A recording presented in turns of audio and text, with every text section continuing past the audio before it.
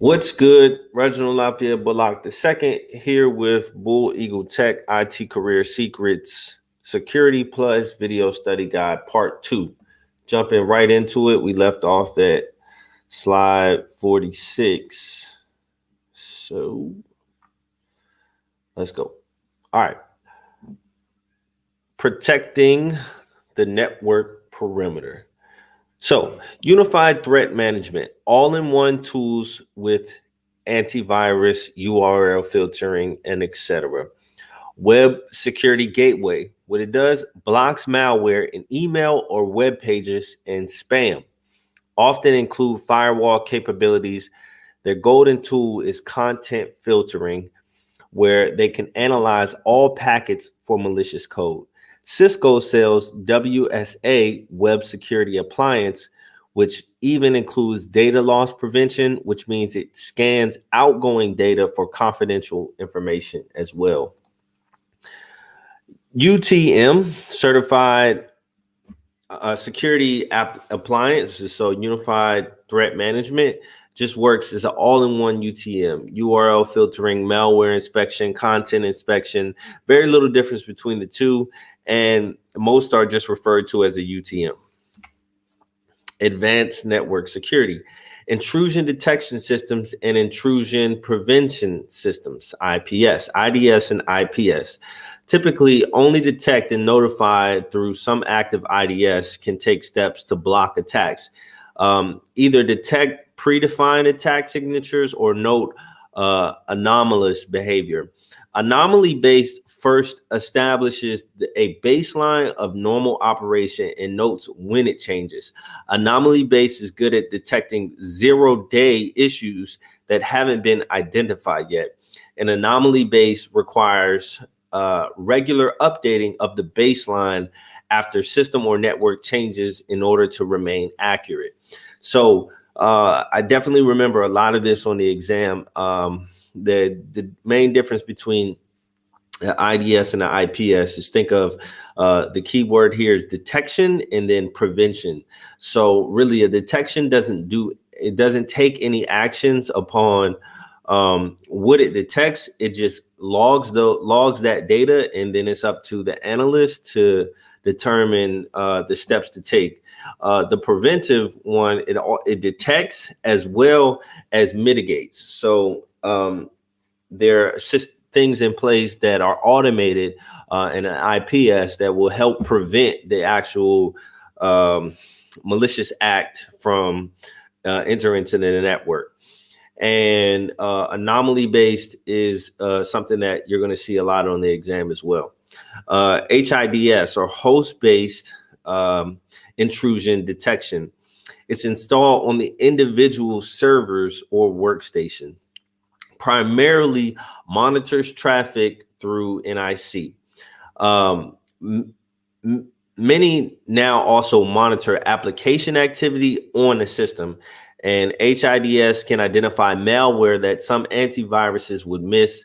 And many organizations install a HIDS and antivirus on every workstation. NIDS is network-based intrusion detection system, installed on network devices like routers or firewalls. Installed on network devices, but report to a central monitoring server in the NIDS console. And NIDS doesn't detect anomalies on individual hosts unless they're dire and cannot decrypt data. Most analyze larger network trends and plain text transmissions. You can place NIDS sensors at different points in the network configuration to detect different kinds of issues, such as attempts that were made versus attempts that get through the firewall. Passive IDS logs an alert and may notify personnel. Active intrusion detection systems logs and notifies personnel, but also changes the rules of the environment accordingly. And an IPS is always placed in line with traffic so it can prevent the success of an attack. And IDS and IPS utilize different packet sniffing for info gathering.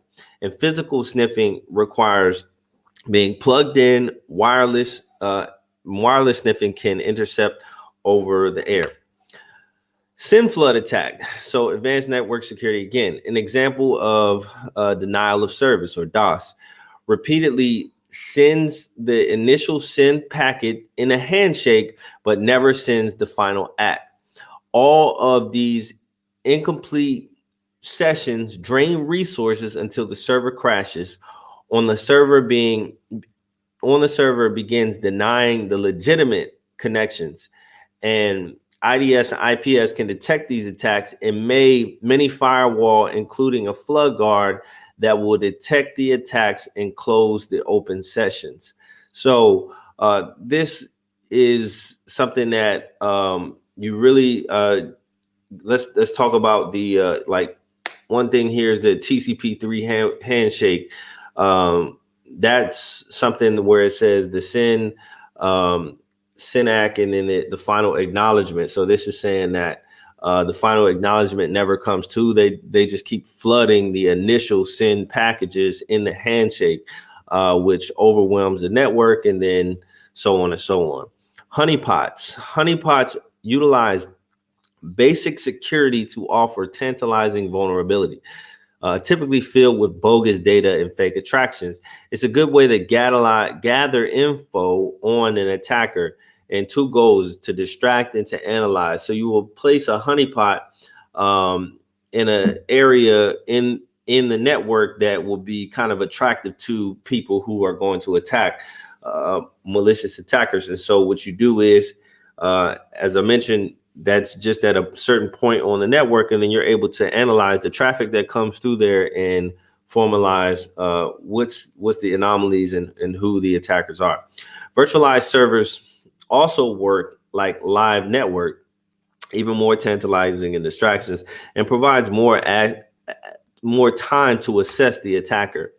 Don't counter attack. Attackers have more time than you and possibly more skill than you, and don't piss them off. So you also run the risk of attacking a fellow victim rather than the attacker himself. Using multiple network intrusion prevention systems.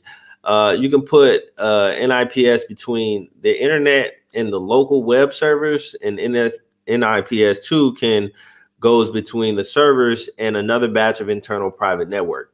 That means that if the malware sneaks past the first wall, it can't launch attacks directly at everything. It's cordoned off. So advanced persistent threats, APTS, and RATs, or remote access tools. Securing WLAN. So MISC wireless principles, antennas, isotropic, theoretical, perfect 360 horizontal/vertical spread. Most omnidirectional antennas can try to emulate this. A dipole is the most common, 360 horizon, 75 vertically. And we're talking about degrees here. Looked like a normal pencil antenna. Yagi dipole antenna with additional director elements, and DBI/DBD indicate the grain of the antenna based on its physical characteristics. DBM indicates the power level of the WAP and can be adjusted. Not all WAPs are routers. Some just allow access to the network. Users want good coverage. Administrators want low coverage for security. Most of these can be thwarted by throwing a can around, and an antenna can make a long range antenna. Just a little joke there. Securing WLAN, security protocols, WEP, WPA, and WPA2-IEEE 802.11i. Wi-Fi appliances require all Wi-Fi certified devices to meet WPA2 standards, including the counter mode with cyberblock chaining message authentication protocol, or CCMP. WPA2 has theoretically been cracked, but a 20-character complex key should work here. Authentication in enterprise mode. TKPI versus CCMP. Temporal key integrity protocol, which is TKPI, was used with WPA before CCNP, and each packet in the TKIP, gets a new key, making it more secure than WEP. Some WPA security uses AES instead of TKIP, which is pretty secure. So on hardware that only supports WPA, it can be a solution. 802.11x is implemented as a radius or diameter server and can be used with WPA or WPA2 using enterprise mode. And WPA/2 is a personal mode. In personal mode, just uses a pre-shared key, which doesn't authenticate. Enterprise mode authenticates users who have individual sign-ons and passkeys. And Radius uses port 1812, but occasionally 1645. EAP, a system to create a secure encryption key known as PMK, pairwise master key, used by both TKIP and AES-based CCNP. PEAP encapsulates and encrypts the EAP conversation in a TLS tunnel, and MSCHAP version 2 uses this. It requires a certificate on server, but not on clients. EAP TTLS allows older authentication methods such as PAP within the TLS tunnel. And EAP TLS is the most secure EAP standards and widely used. It requires certificates on the 802.1x server in each client. Lightweight EIP or LEAP, modified version of CHAP, doesn't require digital certificate, a less secure. Small device security, WTLS, wireless transport layer security, and ECC, the elliptic curve cryptography. Captive portals, those annoying websites that make you sign into the network. So if you're at a restaurant, or let's say you're at the mall or a hotel, and you try to log into the Wi-Fi, the first thing that pops up is what's the captive portal. So this will be where they'll make you put in the authenticate, by utilizing your email or your Facebook or something like that. Hotspots with isolation mode. Isolation mode prevents people from accessing or sharing data across a network. This is good to provide users with internet access in an unsecured fashion. MAC filtering limit wireless access to specific MAC addresses. This isn't that useful, as sniffers can spoof their MAC address to allow one. Securing WLAN, wireless attacks, war diving or war biking.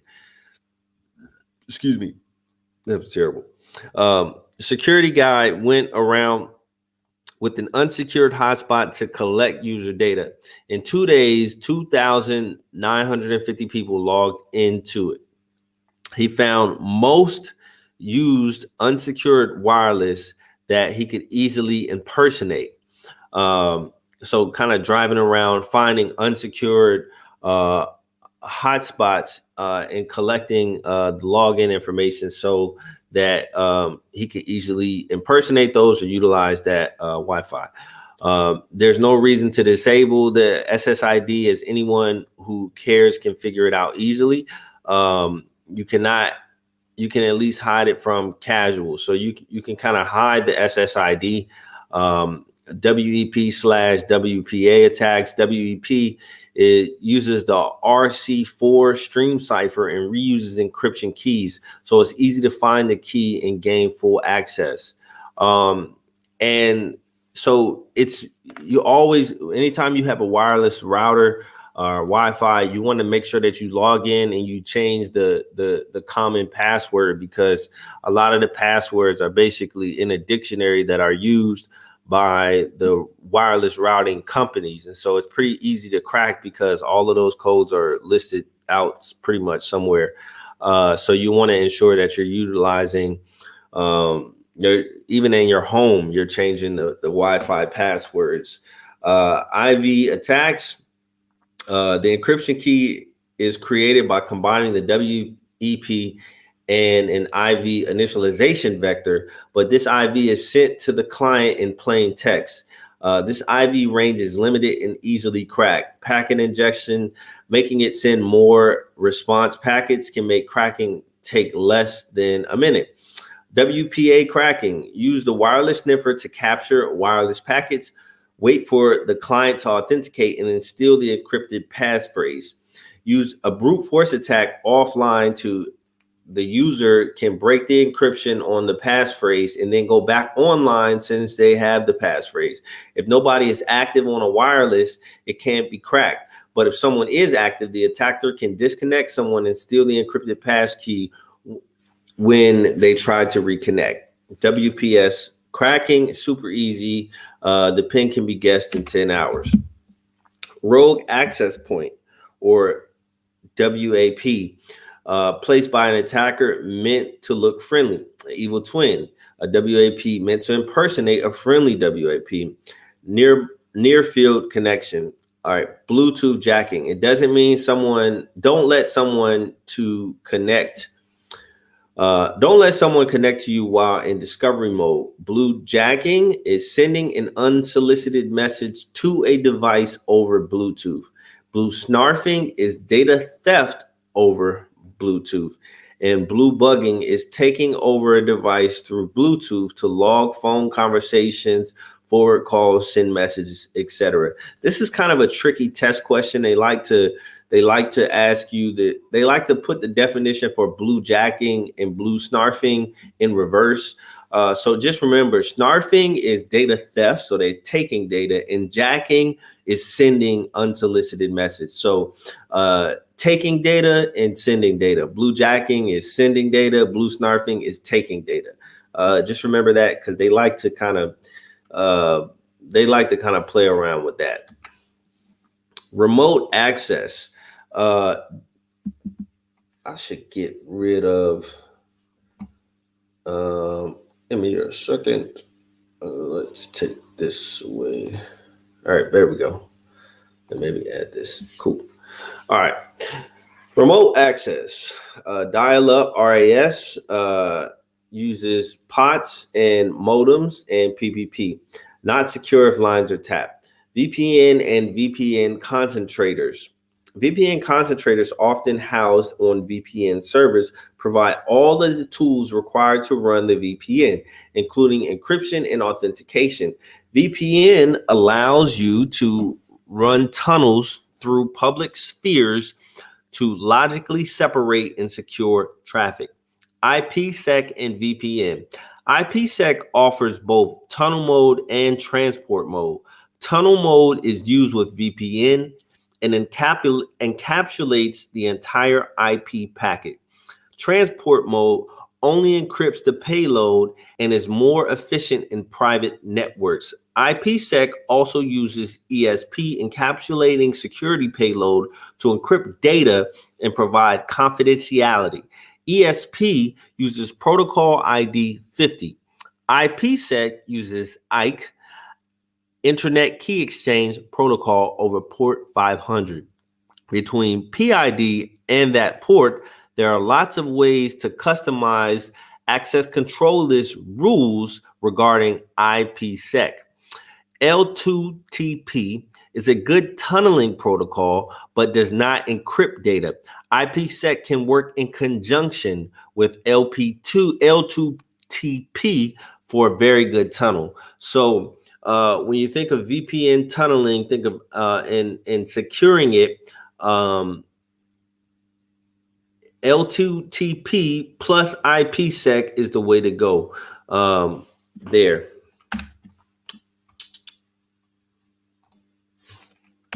Next. Okay, IPsec and NAT issues. NAT and IPsec are incompatible. Instead of IPsec, you can use tunneling protocols that rely on SSL or TLS. SSTP, Secure Socket Tunneling Protocol, encrypts VPN traffic over SSL using port 443. OpenVPN and OpenConnect are similar programs that use TLS. PPTP, or point-to-point tunneling protocol, uses Microsoft's encryption, unused today because of known vulnerabilities. Uses TCP port 1723. Site-to-site VPN uses two VPN servers in different locations to form gateways from end users.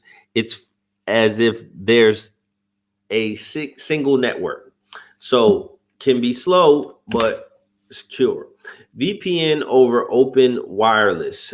Two easy methods to secure yourself over open wireless.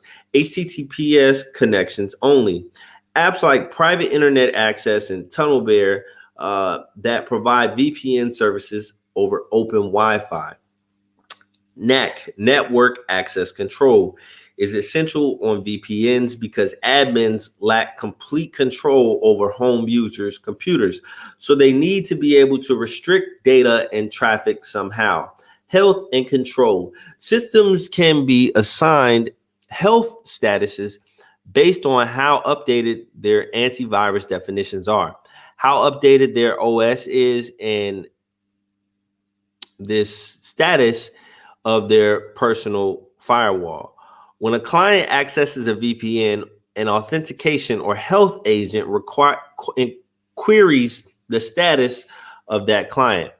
If the client doesn't meet health standards, they can be put on a quarantine network, including resources to upgrade the health of that client. For local clients, this may mean that they have internet access but cannot communicate with other devices on the network. Securing host and data. Securing host and data, OS and application hardening, disabling unnecessary services. If you don't use FTP or RDP, kick them off to the curb. This involves overall security, improves overall security, reduces open port risk, and reduces the attack surface. Eliminate unneeded applications.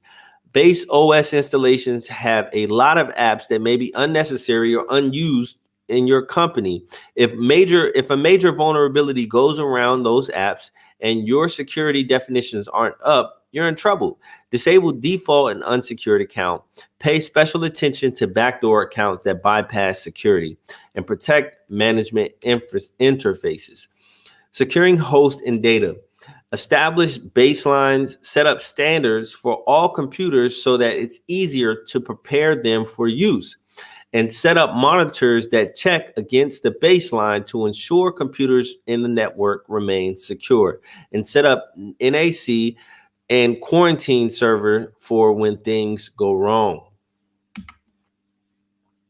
Securing hosts and data. Security baselines. It might have requirements like FTP disabled, all antiviruses up to date, and host-based firewall installed. Most organizations will have different baselines for different hosts. Imaging is cool because you can configure a computer and take a snapshot of its settings that spread over other computers. Symantec Ghost and Windows Server 2012 offer this feature. Could be worth taking weeks or months to develop and test the source image. This greatly reduces cost and time deploying new systems and allows administrators to focus their efforts. You can check actual settings on live computers against the image for easy remediation. And group policy, it forces certain configurations on all devices in a group. Account settings, passwords, and lockout settings, audit policies, log certain events such as log on/log off or file access, uses user rights such as remote desktop usage or power off privileges, system services, disable services like FTP, software restrictions, what software can be installed or run. Securing host and data. Configuration baselines, printer configurations, app settings, TCP/IP settings, etc. If something stops working, you can check against baseline for identity of the issue. Configuration baselines must keep up to date with new changes and policies. And the U.S. government configuration baseline covers most common security issues and are easy to deploy. Good for agencies with limited resources. And these images are compatible with the Security Content Automation Protocol, which verifies security settings are preventing known vulnerabilities. Host software baselines. What software is on and allowed, including ability to scan systems, application configuration, settings within an application, performance baseline, identifies resource utilization and overall performance to check against future status, and trusted OS meets security guidelines, doesn't allow things to run which shouldn't. Virtualization. Virtual machines or networks running on a single physical platform, hypervisor, software that creates and runs the virtual machine. VMware, Microsoft Hyper-V, Windows Virtual PC, Oracle VM VirtualBox, host, physical server, lots of processors, tons of memories, smaller and cheaper than multiple physical machines. Guest, operating systems running on the host. Patch compatibility. VMs need to be patched. If it works on a physical machine, it'll work on a virtual one. Host availability and elasticity. The ability to redirect resources to the VM guest that needs it. Sandboxing. Creating an isolated testing area that does not affect the physical machine or VM machines. You can test viruses, antiviruses, patches, and softwares, etc. VM files. VHD files contains the content of a virtual hard disk. XML files contain configuration of VM virtual machines as well as snapshots. AVHD files, differencing disk, contains differences between current VHD and snapshots. VSV files, similar to Hibernate for VM. BIN files are memory for systems in a saved state. Because of VM files, it's easy to move virtual machines from one server to the next or to back up old servers. Virtual network connectivity. Virtual NICs, virtual switches, and virtual networks. You can configure full VLANs on virtual machine servers to segment traffic. This also helps testing malware because you can see how it will operate across a network, though some malware can detect when it is in a virtual environment and changes its behavior. VM risks, virtual machine escape. A very serious threat where a malware program tries to create access to the hypervisor from within the virtual machine. Hypervisor runs with elevated administrative privileges, so gaining access to hypervisor allows it to take control of the physical system and all of the virtual hosts. Loss of confidentiality. Because all virtual machines is just files, the whole systems can be fairly easy to steal. Encrypting everything. Patches. Patches keep software secure, kind of. Auto deployment of patches works sometimes, but if a conflict occurs, it can be a serious issue. Patch Tuesday is a big day when Microsoft releases patches, so on Wednesdays are dangerous. Also, if a patch crashes the system, it can crash 1,000. Test out patches on a single system, on systems that are very like the deployed systems.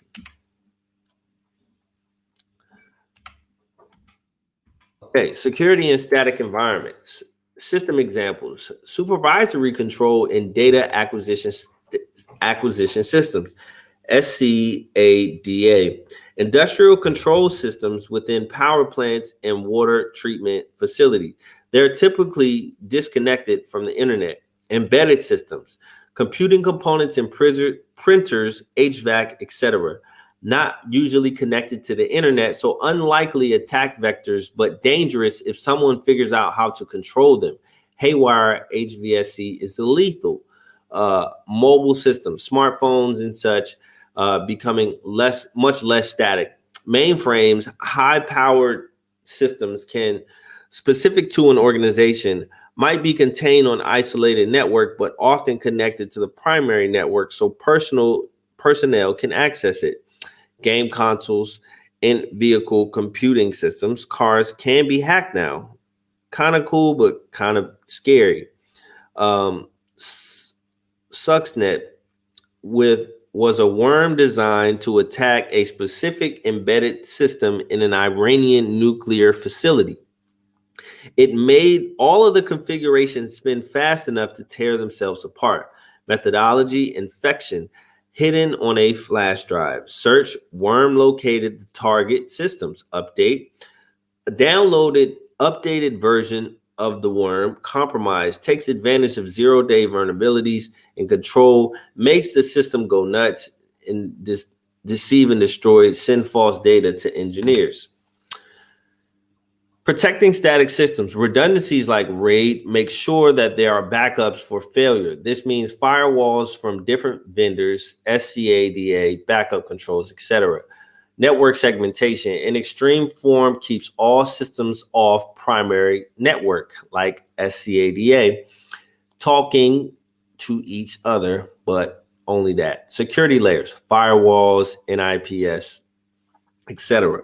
Application firewalls can identify specific commands and protocols for good services that don't use many protocols. Manual updates: only install verified updates. Firmware version control: keep firmware up to date. Wrappers like TCP wrappers use these filters in traffic. Security in static environments. Securing mobile devices. Encryption, authentication, and device access control. Username / password. Location services in lost mode. GPS can be used to track you. Removable storage risk. If you don't encrypt your data, removable storage is easily lost or easily taken. Storage segmentation. Keep low security data separate from secure data. Screen locks, lock out limited time, limited password attempts or lost modes. Remote wiping, disabling unused features. Asset tracking, where is the thing? Inventory control, RFID tracking. Bring your own device concerns, BYOD. Are these devices secure enough? Are users tracking out data? Acceptable use policies, users' responsibilities in return for privileges. Privacy: not everything is private on company time. User acceptance: user must agree to the rules and the privacy restrictions. Data ownership: organizations owns everything done internally, including emails. Support ownership: does IT have to help with BYOD? Bring your own device. Architecture and infrastructure: what access do users have? What VLAN segmentation do they have? Forensics: can you see in depth of what users are using? Legal concerns: if a company doesn't set a policy clearly, they're in trouble. Onboarding and offboarding: employees must read the BYOD policies, and there must be rules for adding or removing devices. Onboard camera video: should there be restrictions for security? So ensuring that companies have a bring your own device policy, and also with the understanding that if you're using company data or company assets and secure information, company information on your own device, companies will have access in the event of something occurring, that they will be able to sequester your device and perform a forensic search to determine if you acted in a malicious way.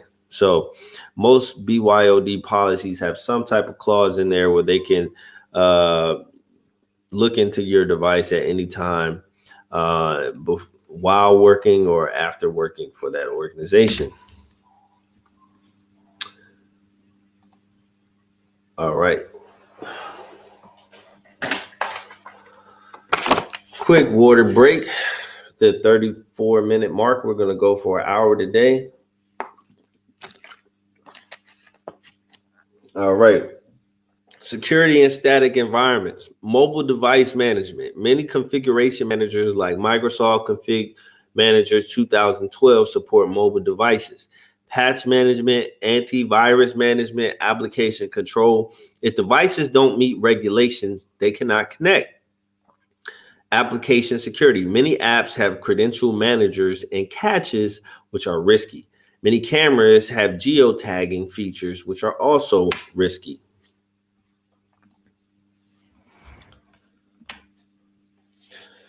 Protecting data. Data categories. Data at rest. Any data stored in a HDD can be that flash drive, backups, or mobile device.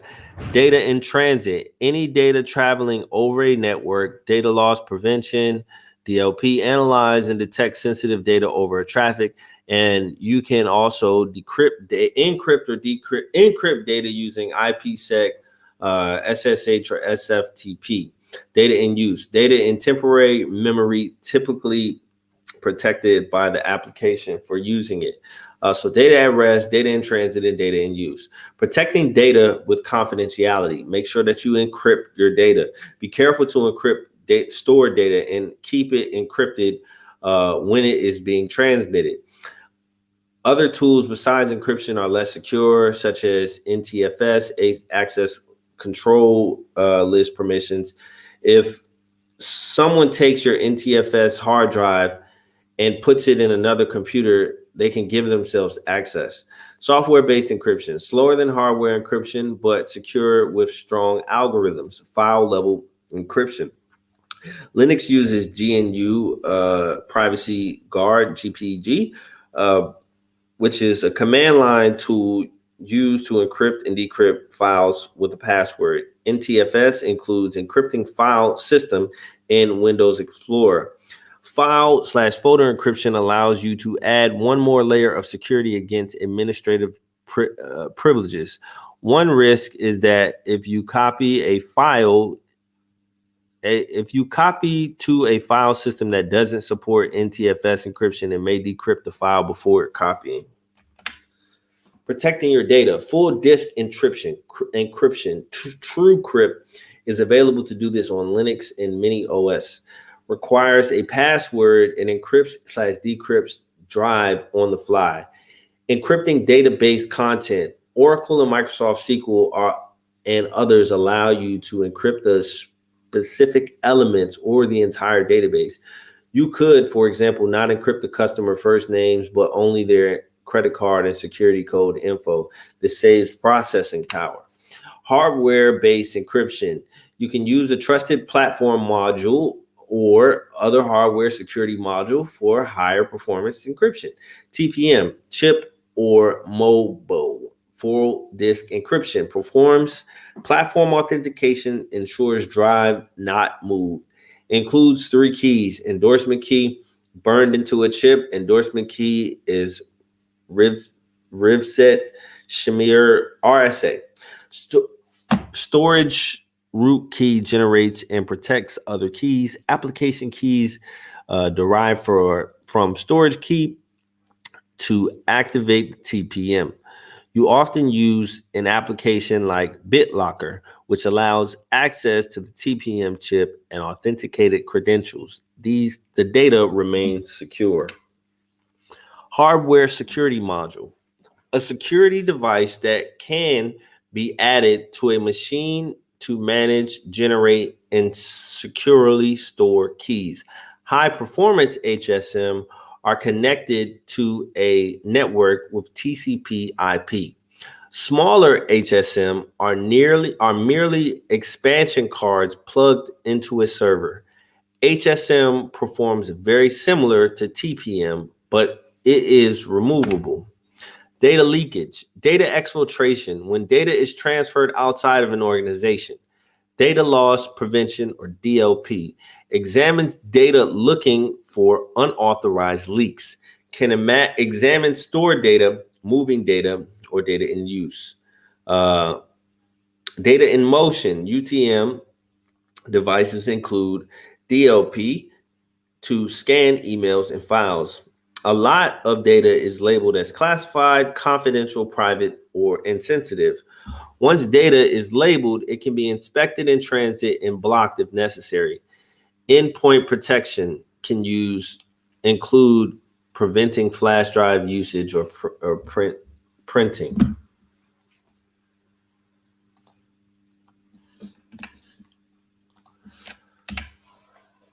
Understanding SANs might include hard drives, disks, tapes, and optical media, often configured in fault-tolerant arrays for high performance. Robotic devices often assist in loading / unloading optical jukeboxes or tape libraries.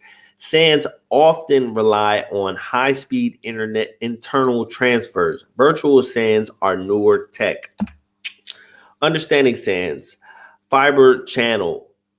Speeds of up to 16 gigabytes per second require special hardware and cabling, expensive, albeit efficient.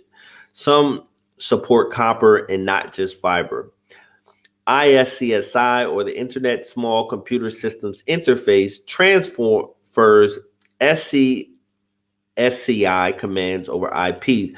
Utilizing existing network infrastructure allows SAN without specialized hardware. Fiber channel over Ethernet uses FC commands but transmits them over Ethernet networks. FCOC encapsulated the commands within standard protocols, allows Ethernet LAN to act like fiber channel without the cost. Handling big data. Data sets like Amazon's that are too large for traditional tools to analyze them use many of the same tools, plus some special ones.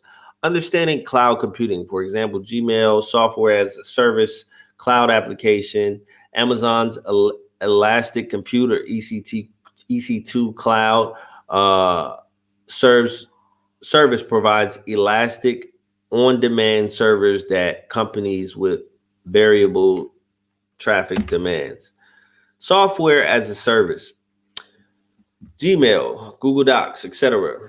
Management as a service. Third party that helps run IT sources, monitoring logs, etc. Multi-tenancy architecture, like running multiple tabs in a browser, one application instance for multiple doc users. Use Google Docs. Single tenancy architecture, individual app instances for each user. Platform as a service, a pre-configured computing platform for customers, also known as managed hardware solution. Buying servers as web hosts can include operating systems, antivirus, spam protection, security, etc. Often includes up-to-date patches. You can manage the software you need for your uses and let the rest of the server be handled by the company. Infrastructure as a service. The IaaS provider owns the equipment, the data center, and performs the hardware maintenance, but the customer rents access to the equipment's functionality, also known as self-managed solution. Customers must configure the OS, software, etc. This means less hardware per company, so it saves money on equipment, power, HVAC, and personnel. Cloud computing, public versus private cloud. Public is like Box Sync or Google Drive. Private is specific for a corporation. Hybrid clouds could exist. Cloud computing risk. You lose physical control of the data. You don't always even know where the data is. You don't control the security of your data, and the cloud employees can be thieves themselves. Only data you should put on a cloud is data you are willing to give away. Malware and social engineering. So types of malware and viruses. Attached to the host application, viruses attached to the host application, which must be active to activate virus. Tries to infect other applications, may delete files, cause reboots, join the computer to a botnet, or allow backdoors. An armored virus.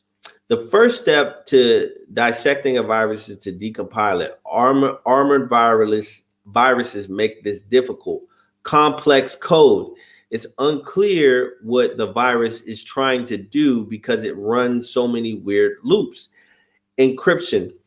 Some compilers encrypt the code with the virus, so until the encryption is cracked, it can't be decompiled.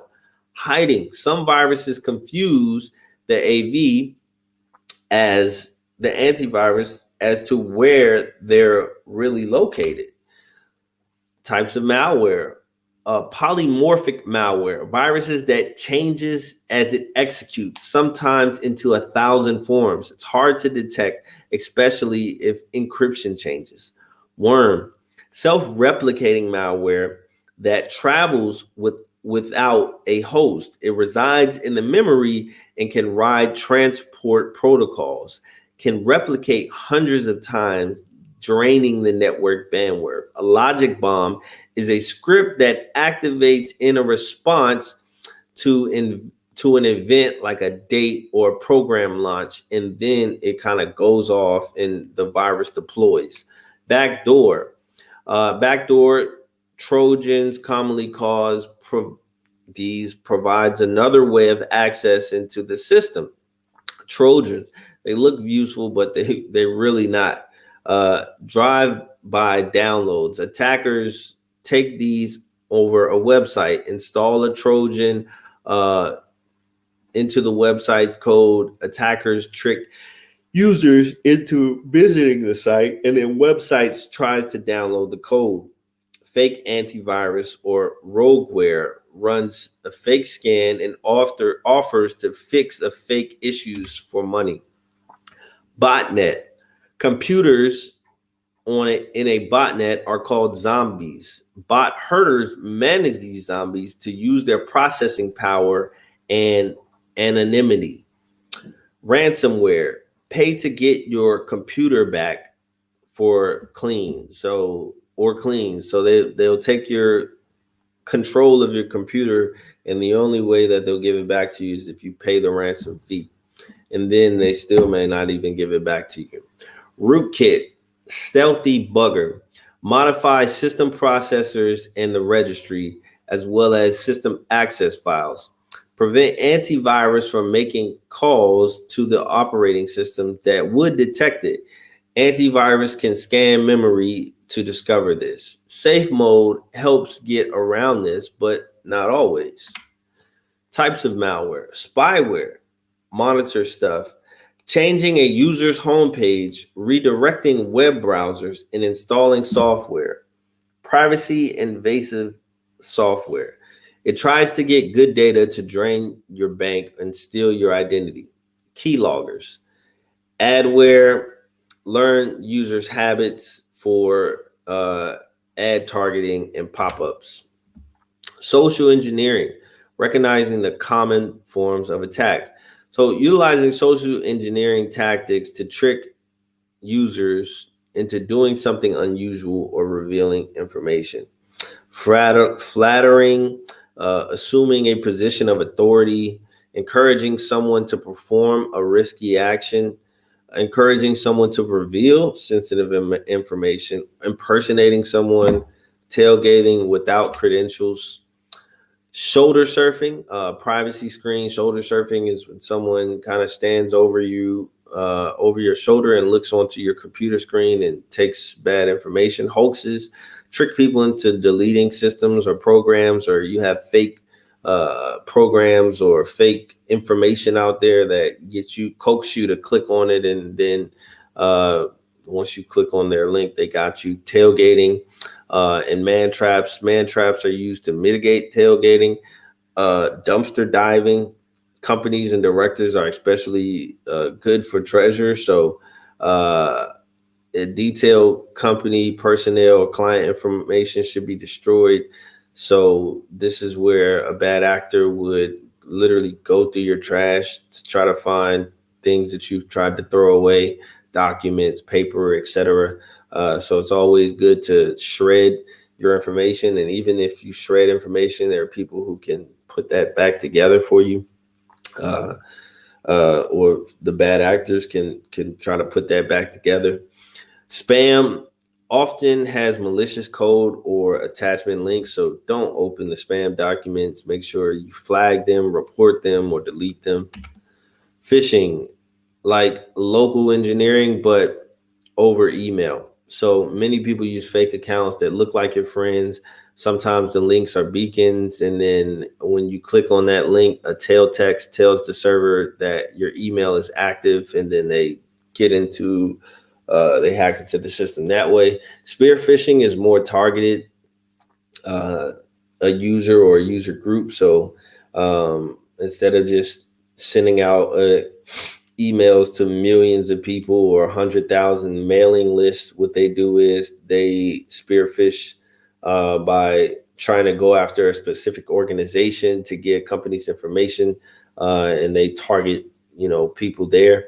Whaling takes spearfishing to another level where they're targeting high level people, like the CEO of a company might install a keylogger, might threaten subpoenas or very specific things. And then within that keylogger, they now have the CEO or the high administrative privileges of that person. And then they access the system that way.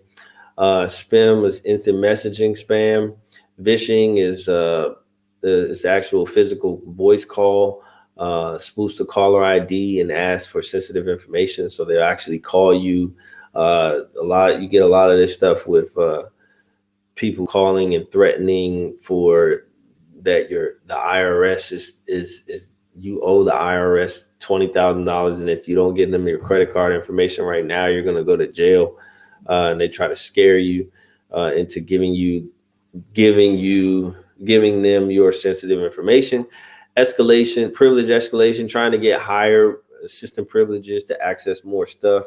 Remember the principle of least privilege here. So people should have a need to know, and they should only have access to things that they need to have access to. So people will try to get into the system, and then they'll try to escalate privileges there.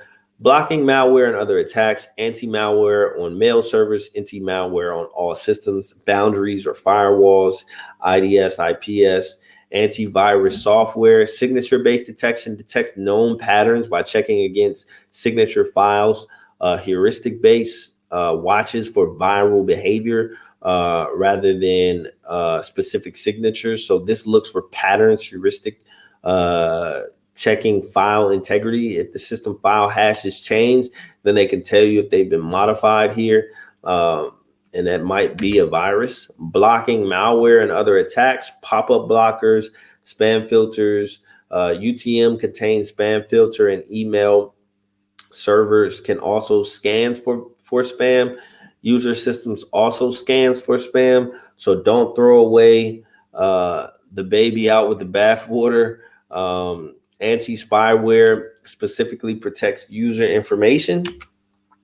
And why social engineering works. And so authority, impersonation, whaling, vishing, if someone looks legit, users don't usually question them. So if someone comes in saying that, they are a member of your if you have an organization of 1,000 people and they come in saying that, they're from, the compliance department, and, if you don't, they come with a position of authority. So the influence of that can cause people to be kind of scared. And then that goes into the next thing, intimidation, bullying tactics, and making them seem urgent and critical, and make the risk of non-compliance high. So here's something that, you want to consider is like just ensuring that you're not getting bullied, and you're questioning when people call you. You're requiring them to identify who they are, and then have a way where you can authenticate them, whether that's going to meet your boss or sending that information to the security department to vet it. Consensus and social proof. So fake testimonials and reviews, fake popularity. So when you go to a company's website and they have, fake badges from the Better Business Bureau, or they have fake testimonials from John Smith, Jane Smith, and Sally Doe. And what they do is these testimonials are enticing that this product is a real product, and then you download this particular thing, and then it's actually a Trojan horse or a worm or something like that takes over your computer. Scarcity, limited quantities imply urgency. So this is kind of a sales tactic, and so it helps you. It creates a sense of urgency for you to purchase something if it's the sales running out, or it's only 5 left or 2 left or something like that. Urgency gives people time limited response. So same thing there to panic them. Familiarity, likability, and then gaining your trust. Sometimes these attacks are so sophisticated that they'll take the time to gain your trust and then be familiar with you, and then you let your guard down, and then they attack. Identifying advanced attacks, comparing common attacks. So spoofing, digital impersonation. So digital spoofing, for example, is when you make the from address in an email appear as if it were from someone else. DOS versus DDoS. Denial of service versus distributed denial of service. How many computers are attacking a target? The goal is to get the target to use up enough resources that it can't service real users. Indicated by sustained or abnormally high traffic. Smurf attacks spoofs the source address of a directed broadcast ping to flood a victim with ping replies. Smurf attack sends a ping as a broadcast but pretends the victim was the source. This makes all recipients of the original ping back against the victim, and most routers block directed broadcast by default. This protects them from becoming part of an amplifying network. Syn Flood attacks utilizes the TCP handshake by sending swarms of sins, but never sending the final attack. And most servers will stop accepting new connections until the half connections are settled, and some servers just crash. Flood guards use a variety of means to prevent floods. They can detect the IP of the attacker, and block them, and can reduce the wait time for the ACK packet, etc. Xmas attacks. Port scans used to get details about an OS. It sends bits of the packet header to the TCP port scan that resemble Christmas lights. And this gives them information about how the system responds and what OS it is. And many more, it's more for recon than anything. And many IDS and IPS detects this. Man in the middle, or MITM, active interception or eavesdropping. It sits in the middle and takes both streams of traffic, and it sends on malicious code. Kerberos mutual authentication can thwart this. Comparing common attacks here, replay attacks, steal authentication data transfer between two clients, then try to send out that authentication data again to pretend to be one or of the two. Timestamps and sequence numbers thwart this, and Kerberos uses timestamps. Comparing common attacks, password attacks, attempts to discover or bypass passwords. Online password attacks is attempt to discover online password from online systems or guests. Offline password attacks capture database or packet and try to decrypt it. WPA cracking. Brute force attack. Get yourself some complex passwords without an account lockout policies, and you just brute force. You just try to crack the password. Dictionary attack. Brute force is all the easy words. So you'll have a dictionary that you run through. There are dictionaries out there on password, on Linux, that basically You just scan through all of the common passwords. There could be 100,000 or more in there, and then once it finally finds the one, it opens up it gives you the password. Password hash: attack the stored hash of a password rather than the password. Websites like MD5 online can reverse these hashes. Comparing common attacks: birthday attacks, named after the paradox in probability theory, works on easy hashes where you just come up with a password that produces the same hash.